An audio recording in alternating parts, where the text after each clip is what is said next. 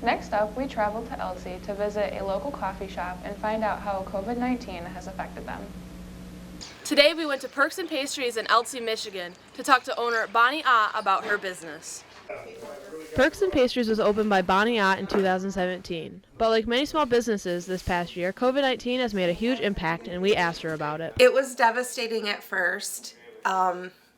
We could have stayed open and served takeout to people back in March when the executive orders came through, but what we were finding is because schools weren't in session, people weren't working outside the home as much, there was no traffic going by. So our sales on March 17th was $19.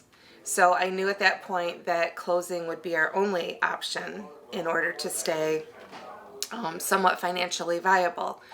Despite having to close down the building, Ott was still looking for ways to get an income, and this led her to an idea that would open many doors. I actually bought a horse trailer during the time that we were closed, and I renovated that horse trailer into a mobile coffee operation, and I parked it in front of Perx and Pastries in Elsie on Fridays, Saturdays, and Sundays, and I served out of the trailer. So that was wonderful. It was very well received in the community. People were coming and lining up and grabbing what they wanted and leaving, but it generated enough income to pay the bills while we were closed down. Once Perx and Pastries was officially open to the public again, Ott decided to continue selling out of the remodeled horse trailer, but in a new town. And after we reopened here in Elsie, I took the horse trailer to another location in Chesaning in an auto parts store parking lot.